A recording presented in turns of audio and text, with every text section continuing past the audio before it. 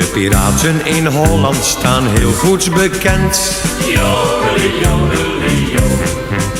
Ze draaien veel platen, maar beuren geen cent. Zij draaien de platen voor jong en voor oud. Ze draaien zo lang, want geen zender wordt koud.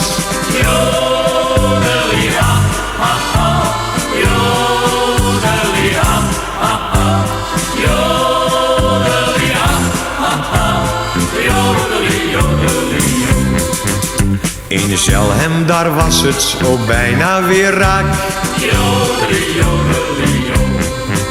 Het was zondagsmiddags een bloedlinke zaak. De politie die bracht de ME toen naar huis. Milano die kwam dinsdagsavonds pas thuis.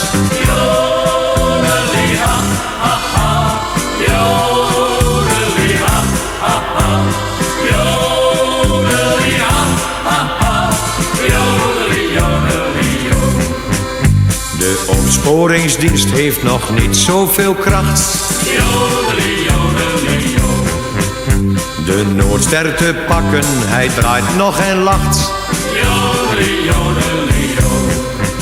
Hij draait zondagsmiddags zijn plaatjes voluit. Rond 6 uur gaat hij dan de ether weer uit.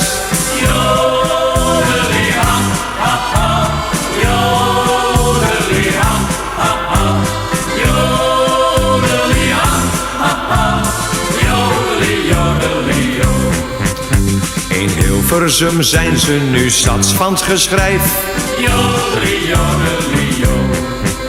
Adje Rolands heeft nu de piraten top 5.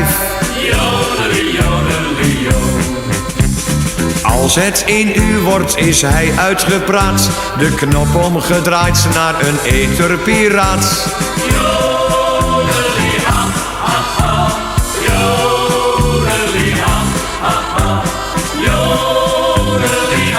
Ha ha